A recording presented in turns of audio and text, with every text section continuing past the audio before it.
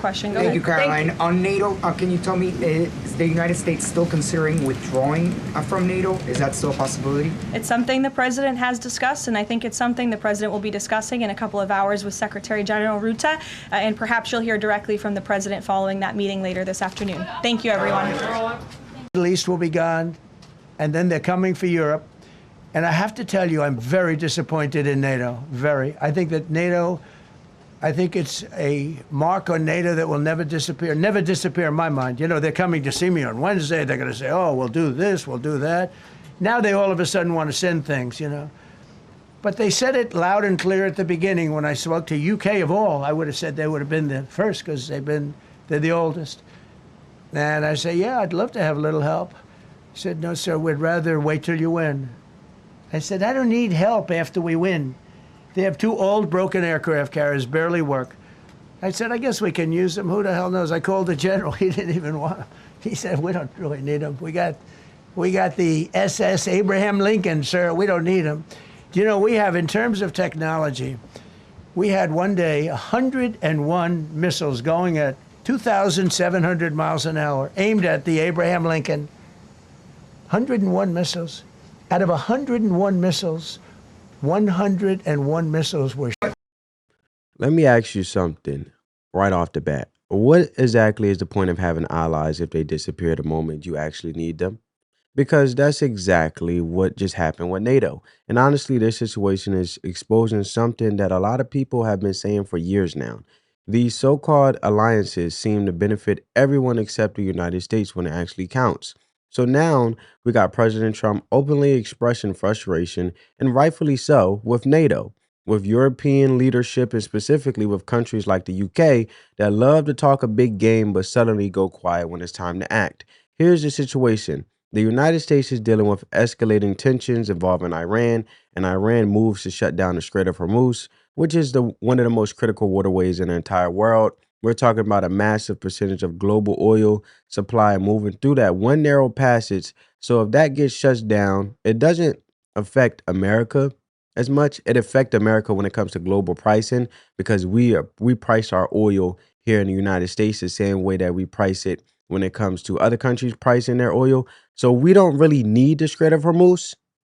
But however, gas is going up, which a lot of Americans are seeing because we're pricing our gas based on the global price of how other countries price their gas. Because if we have it cheaper locally, then other countries would just buy our gas and then flip it for profit to other countries, and we'll be losing out on money. And plus, we'll be slamming our U.S. infrastructure when it comes to our oil, and our companies wouldn't have much money, let alone also be upheld due to the supply and demand, because there'll be so much demand, not supply, and we'll be shortchanging ourselves because we are selling our oil here at a cheaper price instead of the global market price in which other countries would charge us, in which we lose money. But I say all that to say that it affects Europe, it affects Asia, it affects the entire global economy. We have our own oil here in the United States, so it doesn't affect us. We don't use the strait is my point. So naturally, the United States steps in. We begin preparing a military response to secure the strait and keep global trade flowing. And here's the key part that should make every American raise an eyebrow. We ask our NATO allies for support, not for something outrageous, not for some wild, unilateral mission, but simply to use military bases that we pay for, bases that exist in their countries largely because of American taxpayers and American military presence. And what do we get in return? Nothing. Absolutely nothing. They refused to cooperate. They refused to assist. They basically said, you know what? We're going to sit this one out. You go ahead and handle it, and we'll check back in after everything's done. Think about how insane that is for a second. These are the same countries that constantly rely on the United States for defense, the same countries that benefit from NATO protections, the same countries that expect America to show up whenever there's a crisis. But when the roles are even slightly reversed, when it's something that directly benefits them, like keeping the Strait of Hormuz open, suddenly they're nowhere to be found. Instead, they sit back, they wait, and they complain. They whine about oil prices. They complain about instability. They act like victims running into the Victim Olympics of a situation they refuse to help fix in the first place. And that's not an alliance. That's freeloading. And President Trump is calling it out exactly for what it is. Now, on top of all of this, we got to talk about the ceasefire, right? And I want to be very clear with you guys. This is one of those moments where you need to take everything you're hearing in the media with a massive grain of salt, because when you're dealing with multiple countries, ongoing military operations, back channel negotiations, and global stakes like this, the reality is most of it, what's actually happening, is not being reported in real time. And there's a lot going on behind the scenes. And there are negotiations happening. There are strategic decisions being made, and there's coordination that takes time. This isn't something that gets wrapped up overnight. And just because a headline says ceasefire, so over the next week or so, if you're scrolling through X, if you're watching cable news, if you're seeing all these breaking updates, understand that a lot of that information is incomplete at best and misleading at worst.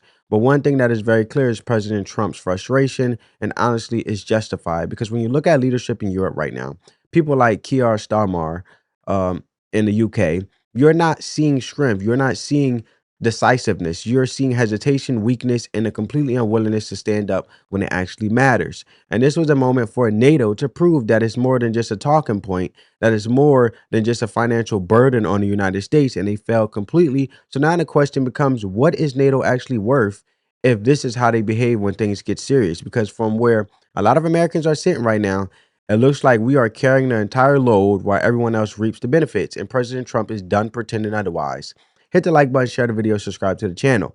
And I want to also break down, because a lot of Americans can say, oh, well, why are we worried about the Strait of Hormuz or we're not benefiting from it? You have to realize that we want to keep the US dollar, the United States dollar, the dollar strong here in the United States.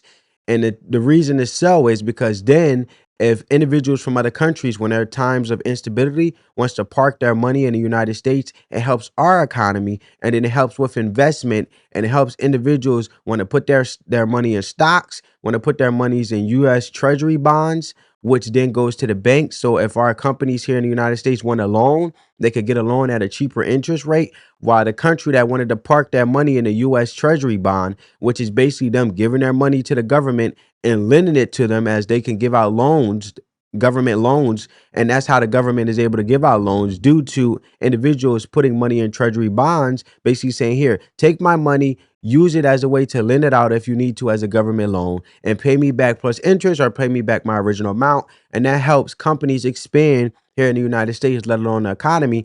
And all of this, when it comes to the Strait of Hormuz from the United States standpoint, because I'm pro-American, is that this is about leverage, okay? We don't want other individuals such as our adversaries when it comes to China, which we know whole soulfully 99% depend on the strait to get their oil, to keep their factories and their economy running, to enrich their economy. So we are basically competing and fighting China indirectly and not military, because we control in the strait in which they need their oil, which is a crucial resource to keep their economy running. So they have to negotiate with us. They have to get in line with us. They have to understand that we're better together than apart, because we are helping this strait run smooth using our defense, such as our military, and the help of Iran, because they tried to basically create a nuclear bomb to destroy and and overthrow and withdraw from having any affiliation with the United States, because they wanted to basically destroy the United States. And if that's the case, then if they destroyed the United States, thank God they didn't, because Donald Trump saved the country in a way of making sure they didn't have nuclear bomb. Now it keeps us strong, and also it helps individuals realize that they can have trust and security in the United States, that we still are strong as we say we are when it comes to parking their money, when it comes to parking their investments, and also necessarily making sure that we keep the stability and the security of flowing oil in trades, because this route is used for trade as well, that you can trust us and count on us to make sure things flow fairly. And that's where individuals say, hey, we want to invest in the United States, what benefits us and benefits other countries when it comes to a global economy, right? So we use the oil as leverage, because if we could control the oil, then that means individuals that may not like us have to come to their senses and realize, hey, if you don't, then you're basically risking the stability of your own country, dummy. You know what I'm saying? And then also the security, because you're using our defense to make sure that the strait is secured significantly, and individuals don't get out of line like Iran when they want to sit there and have a tantrum and shut down the strait, which then makes China suffer, which China actually influenced the Iran individuals to say, hey, you need to sit down and talk with the United States. Don't do nothing foolish because we need this oil. So it keeps us keeping them in check as us being the grown-ups in town, making sure the security and the stability of the strait, while also controlling the in and out flows of oil, let alone trade. So hopefully that makes sense, family. And also, I know there's talks with the strait when it comes to Iran and United States in a sense of tolls being charged for individuals to be able to conduct trade and flow through it and have oil going in and out, being exported and imported to other countries. So then it will bring money back into our country as well, keeping the U.S. dollar strong, because we don't want our adversaries in other small countries to invest in other individuals thinking they don't need our monies anymore or our currency, right? We don't want them using their monies to invest in other forms of currency, let alone AKA money. We want them to invest in the dollar, which keeps our economy strong and also keeps our credibility strong that, look, y'all need us and we strong and y'all could be stronger if y'all stick with us. Because if all the other little countries is being thrown within NATO or they being, shaken or whipped around or bullied, then they won't trust in the United States. So hopefully that makes sense. But now I want you guys to see Kiar Starmer from the UK, and I want you guys to check out this clip. OK, welcome along. Look, we are potentially expecting a live press conference between President Trump and Mark Rutte, the leader of NATO. However, that might have been thrown into doubt because it appears that President Trump is discussing the possibility of America withdrawing entirely from NATO. We will obviously bring you the details on that as we get it. But Keir Starmer is patting himself on the back over a ceasefire he had nothing to do with. There's work to do. It's early days. There is a real sense, I think, of relief. You could feel that at the base here in Saudi Arabia. For 39 days, they've been acting in our collective self-defence. You can feel the relief. But what they want to know, what people in the United Kingdom want to know, who will share that relief, is that this needs to be permanent. And it's our job to work with other countries in the region, not only on the cessation of hostilities, but also on opening the Strait of Hormuz. I mean, no one's taking him seriously. Putin has literally just sailed a warship through the channel escorting sanctioned Russian oil tankers because he knows that Keir Starmer's going to do nothing about it. So there's that, isn't there? But what ceasefire? Is there even a ceasefire? You made a principled decision not to join with America in those attacks on Iran. Donald Trump is furious with you. He's made that very explicit. Is your relationship with him now in tatters? I've acted as you would expect of a British Prime Minister, which is by being absolutely focused on what is our national interest. And that's why I've applied my principles and my values throughout. And my principles and values made sure that our decisions were that we wouldn't get involved in any action without a lawful basis and without a viable, thought-through plan. That was the right position for the United Kingdom. And of course, that has included us taking action, collective self-defence. I'm here to say thank you to some of those who have been defending our allies and British interests in the region. But the principles of not getting dragged into this war, principles of always saying the UK will act only on a lawful basis and only if there's a viable long-term plan, they're the right principles. And as I say, I'm the British Prime Minister. I act in the British national interest, and nothing is going to deflect me from that. Yeah, so you saw that, you heard that. And now we get into what I think is the most interesting part of this whole situation. President Trump is not complaining about NATO. He's actually exploring consequences, real consequences for these countries that refuse to step up during the Iran operation. And we're not talking about empty threats here. We're talking about things like removing U.S. troops, pulling military bases out of countries that did not cooperate and relocating those resources to Eastern European nations that actually acted like real allies, nations that said, yes, you can use our bases. Yes, we're going to support this operation. Yes, we understand what's at stake. And that right there is a difference between a real partner and a freeloader. So when Trump starts talking about pulling bases out of places like France or Spain, countries that refuse to cooperate, you have to understand that that's not just symbolic. That hits them where it actually matters, which is their economy, because a lot of people don't think about this. But when the United States stations troops in another country, when we build bases there, when we maintain a military presence, that is a massive economic boost to that country. You got American personnel spending money. You got infrastructure being built. You got local businesses benefiting. You got jobs being created. You got an entire ecosystem that forms around that U.S. presence. And on top of that, they're getting defense essentially for free. And that's the part nobody wants to say out loud. The reason a lot of these European countries can afford to run these big, bloated social programs is because they're not paying for their own defense. We are. American taxpayers are footing the bill so they could turn around and lecture us about how we should run our country. So if Trump says, you know what, we're done with that, we're going to take our troops, we're going to take our bases, and we're going to move them to countries that actually respect the alliance, that is a direct economic hit to those Western European nations. That's lost revenue, that's lost business, that's lost security infrastructure, and yes, it will hurt them. And frankly, maybe that's the point. Maybe the point is to finally create some accountability inside NATO, because right now there really isn't any. But it doesn't stop there, because Trump is also floating something even bigger, something that people have been talking about for years but never seriously acted on. And that's the idea that the United States potentially leaving NATO altogether, just pulling out and saying we're done. This arrangement doesn't make sense anymore. It's not fair. It's not balanced, and it's not serving American interests the way it's supposed to. Now, whether that actually happens or not is a huge question. But the fact that's even being discussed at this level should tell you how frustrated things have become behind the scenes. And to be fair, Trump did meet with the Secretary General of NATO, someone he's actually had a relatively good relationship with, to air these grievances directly. So this isn't just being shouted into the void. These conversations are happening face to face at the highest levels. But at the end of the day, the message coming from Trump is very clear. If you want the protection, if you want the benefits, if you want the United States to continue to carry this alliance, then you need to act like any ally when it actually matters, not just when it's convenient for you. This came from a meeting at the White House with President Trump. He's not been hiding his frustrations with NATO countries. How was the meeting? Did he say he's withdrawing? Well, let me be absolutely clear. He is clearly disappointed with many NATO allies, and I can see his point.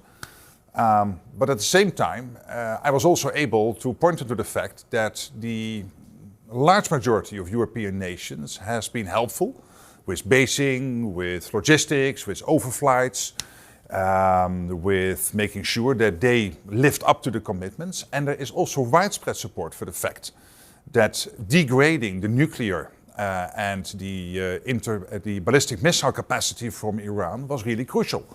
And that only the US was able at this point to do that. Hey, and let's not forget, there's Keir Starmer, the British Prime Minister, who is bringing together now a coalition of over 30 countries, even over 40.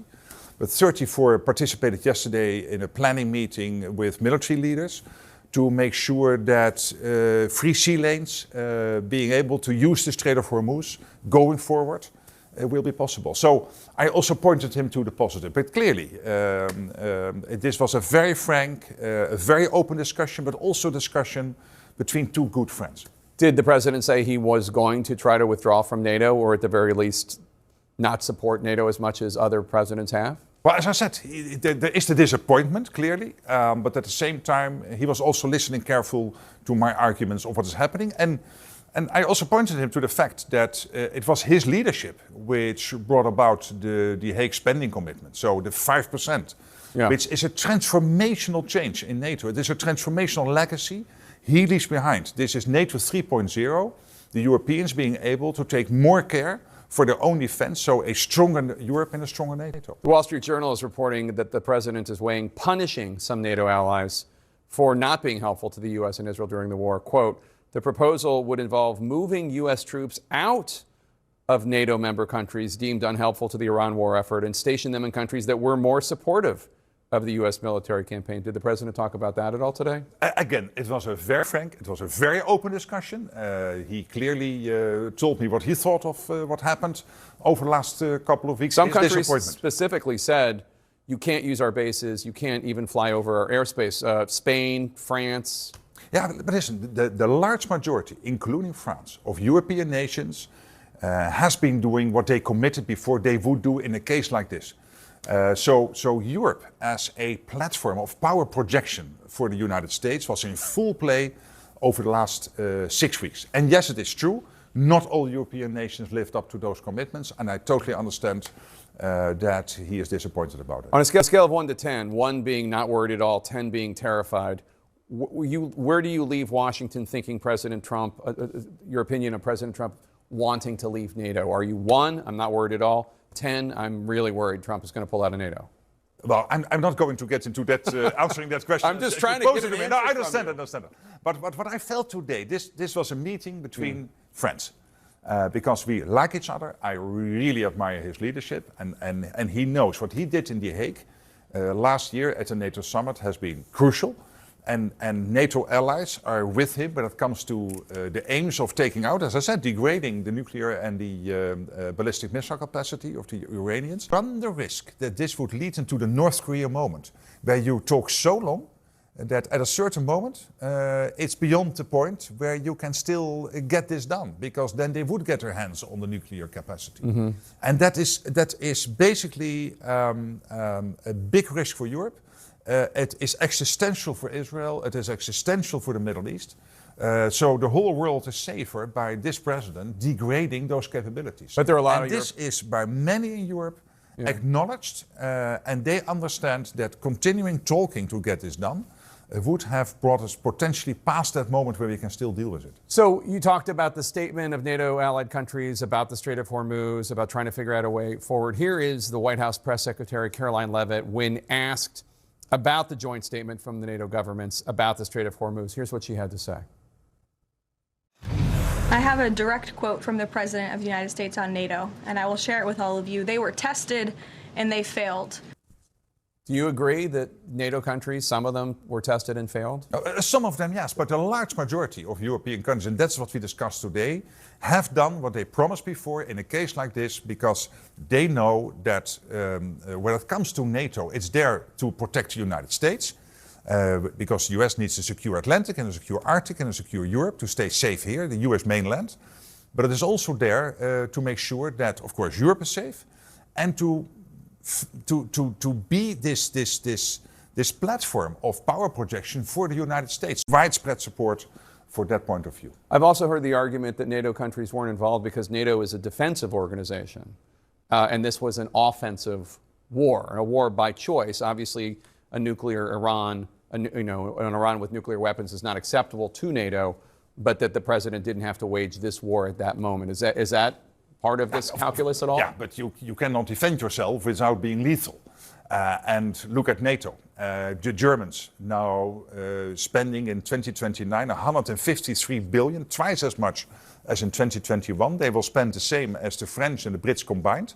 The whole of NATO is now on 2%. Last year, NATO spent 20% more, Canada and the European NATO allies, thanks to President Trump's pushing for this, Trump 45, but also Trump 47 at the The Hague summit. And then we agreed collectively to get to this 5% of defense spending. I mean, without him, we would never have gotten there. So, collectively, when President Trump threatened to kill the entire Iranian civilization,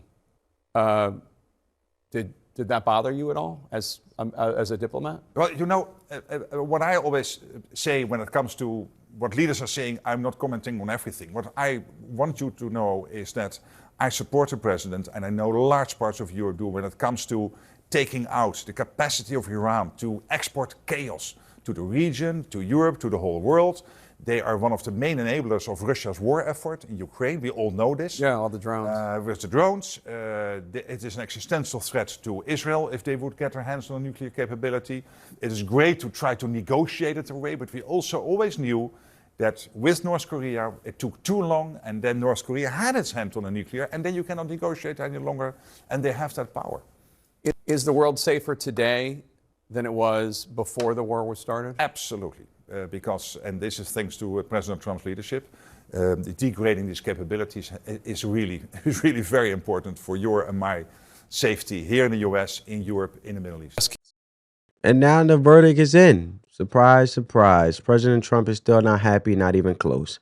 The White House even put out on Truth Social post from Trump himself that pretty much says it all. Quote, NATO wasn't there when we needed them, and they won't be there if we need them again.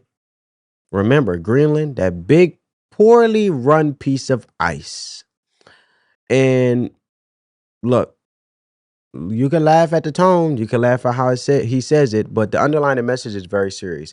He does not trust these allies, and based on what we've seen, it's hard to argue with that because at the end of the day, what just happened confirmed his worst suspicions about NATO. Now, here's where it gets even more interesting because despite Trump being clearly frustrated, the NATO Secretary General, as you've seen, went on CNN and starts praising Trump for his actions in Iran. Think about that for a second. Publicly, these European leaders hesitate, they stall, they avoid committing real support. But behind closed doors, they're basically saying, yeah, he's right. Yeah, this needed to be done. Yeah, we agree with this approach. That tells you everything you need to know about the leadership class in Europe right now. They agree with strength, they benefit from strength, but they don't have the backbone to stand behind it publicly when it actually matters. And that's the definition of weak leadership. Let's just call it what it is. Because if you truly believe something is the right course of action, especially when it comes to global security, energy stability, and preventing escalation, then you should be willing to stand on that publicly, not just whisper it in private meetings. But that's exactly the culture that NATO has turned into. It's become an organization where everyone assumes the United States is going to handle the hard part. They sit back, they wait, and they rely on America to carry the burden financially, militarily, and strategically. And Trump has been pointing this out for years. He was the one who actually forced NATO countries to start taking offense, spending more seriously in the first place. For the longest time, these countries weren't even hitting the basic targets. Now you got discussions about spending 5% of GDP on defense, which, by the way, some countries like Spain still haven't even committed to, but they still expect protection. They still expect the United States to show up if something happens. That's the part that doesn't make sense. You want the benefits, but you don't want the responsibility. And we already seen how this plays out. Look at Ukraine, right? Ukraine is not a NATO member. Remember when Russia invaded? NATO leaders immediately framed it as a threat to the entire alliance. They said if Putin takes Ukraine, he's coming for NATO next. So what did the United States do? We showed up. We sent resources, we sent aid, we sent billions of taxpayer money to support that effort, even though technically NATO itself was not under attack. It was, as you could put it, one of their friends, one of their neighbors, one of their aligned countries, and America still stepped in. We still carried the weight, but when it came time for them to return even a fraction of that support in a situation that directly impacts global trade in their own economies, suddenly it's hesitation, excuses, and silence. That's why Trump is frustrated. And frankly, that's why a lot of Americans are frustrated too. And what makes this even more telling is that the NATO Secretary General didn't even really push back on that frustration. In fact, he seemed to acknowledge it. He basically admitted it in a roundabout way that Trump has a legitimate reason to be upset with how this situation was handled. That alone should tell you this isn't just political rhetoric. This is a real fracture inside the alliance. And when even NATO leadership is saying, yeah, we understand why the United States is upset, that means something went very wrong. And now the question is whether anything is actually going to change because of it, or if we're just going to go right back to the same pattern. America leads, everyone else follows when it's convenient and disappears when it's not. So with all that you heard, right, with the NATO leader sitting there, the Secretary General on CNN, he basically shut down those gotcha questions from CNN. Those Trump deranged talking points that were clearly designed to get him to attack Trump, and he didn't do it.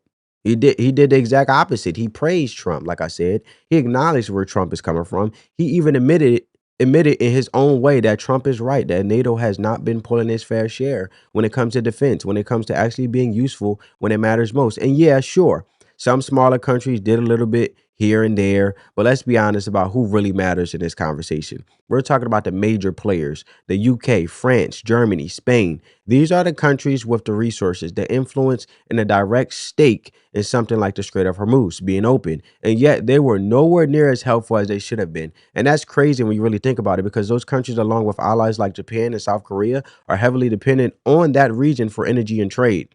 They should have been the first ones stepping up saying, what do you need? How can we help secure this? Not sitting on the sidelines waiting for the United States to handle it. And let's be clear, it's not that America can't secure the strait. We absolutely can, but it takes massive amount of resources, coordination, and manpower to do it efficiently. And it would be a whole lot easier if the people who benefit from it actually contributed. But instead, we're looking at a situation where, depending on how this ceasefire plays out, we might end up having to do it ourselves anyway. And honestly, if that's the case, maybe it's time to start thinking differently about it. Maybe we secure the strait, we keep it open, and then we turn around and say, all right, if you want passage, if you want protection, you're going to pay for it. Like those tolls that I mentioned earlier that was suggested working with Iran and the United States to actually charge tolls. Seriously, because at this point, why are American taxpayers constantly footing the bill for global stability while other wealthy nations just ride along for free? But stepping back from that for a second, the bigger picture here is what this situation reveals about NATO as a whole. I think it's becoming very clear that NATO, at least in its current form, has outlived its usefulness to the United States, because what we just witnessed is the exact scenario where an alliance is supposed to matter. And when we asked for assistance, it wasn't there. And when they asked us for assistance, even in situations where we have no formal obligation, like Ukraine, which was not a NATO member, when Russia invaded, we still showed up. We still sent billions of taxpayer dollars. We still send weapons. We still commit resources that could have been used elsewhere, including in operations like the one involving Iran. We did that for them.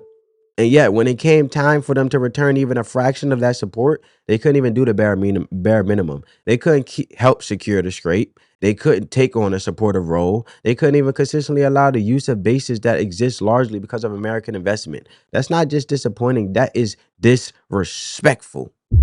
Especially when you consider the historic reality that without the United States, a lot of these countries wouldn't even be in the position they are in today. Without American intervention in the past, Europe looks very different politically, economically, and militarily. NATO itself wouldn't exist in any meaningful way without the United States. And that's the uncomfortable truth that this situation has exposed. President Trump is essentially calling it out. NATO, in many ways, is a paper tiger.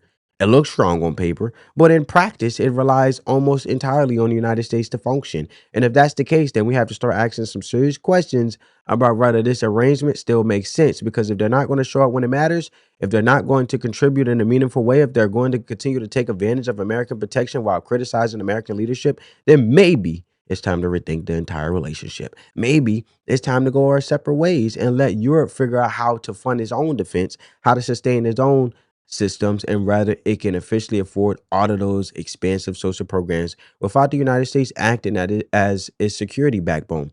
What's that saying and how it goes, family? Most people don't appreciate it until, or appreciate you, or appreciate anything until it's gone. And it looks like Trump is the one forcing it into the open.